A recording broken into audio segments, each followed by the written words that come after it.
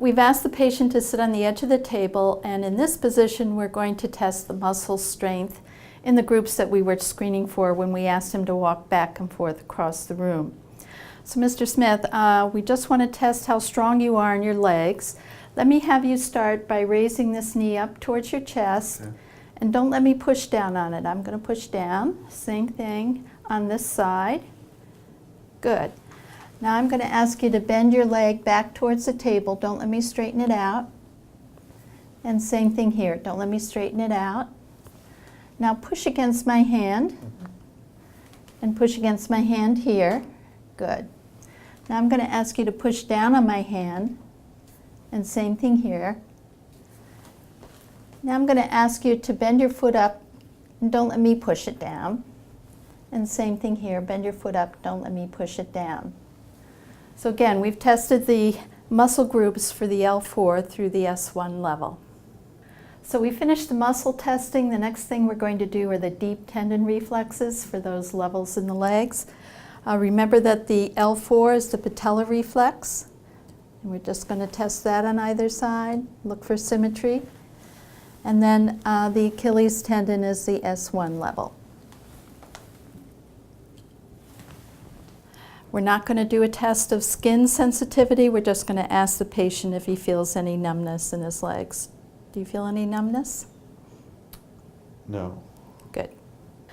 So the last thing we're going to do in the exam today is a straight leg raise, which is also called the sciatic nerve stretch. And it's a test for any irritability in the sciatic nerve that's coming from nerve root impingement. You'll remember that Mr. Smith had pain going down his right side, so once again we follow the rule that we don't want to start with the painful side, but we're going to start with the good side where he's not experiencing any symptoms. Mr. Smith, I'm going to ask you to relax, and I'm just going to raise your leg with one hand under your ankle here. And I keep one hand on top of the knee to make sure it's extended. And we raise it up to about 70 degrees. Are you feeling anything as I do that? I'm not doctor, no. Okay. And another test is to bend the foot forward to give a little extra stretch. Anything there? No, ma'am. Okay, good. And then we'll just lower it back down again.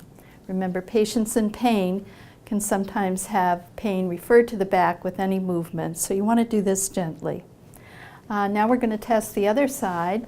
Once again, we're going to raise the leg up with the hand over the knee. Oh. What are you experiencing now? Sort of shooting pain. Shooting pain. Is it similar to the pain that you've been feeling the last few days? Definitely.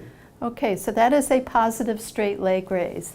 Again, you can bend the foot forward if you didn't get any symptoms here, but we've already got a positive test, so we're not going to do that on this side. The other interpretation here is if I had raised the good leg and he had had pain shooting down the opposite side, is a positive cross straight leg raise test. That's a much more sensitive and specific finding for a large herniated or central herniated disc. The positive straight leg raise is about 40% sensitive and 60% specific for the herniated nucleated disc on that side. And that's the end of the exam. The last thing we're going to ask Mr. Smith to do, so that he doesn't hurt his back anymore from our examination today, is to bring his knees up to his chest. And we're just going to help you to get up to a sitting position without hurting yourself. Okay. Bring your knees up, and you're going to roll your knees towards me, and then use this hand to push yourself to a sitting position. Absolutely. Can you do that? And then just let your legs fall over the edge of the bed. Thank you, Doctor. Good. You can swing around there. Great. So I'm going to step out. When we come back, we'll talk about a plan. Thank you.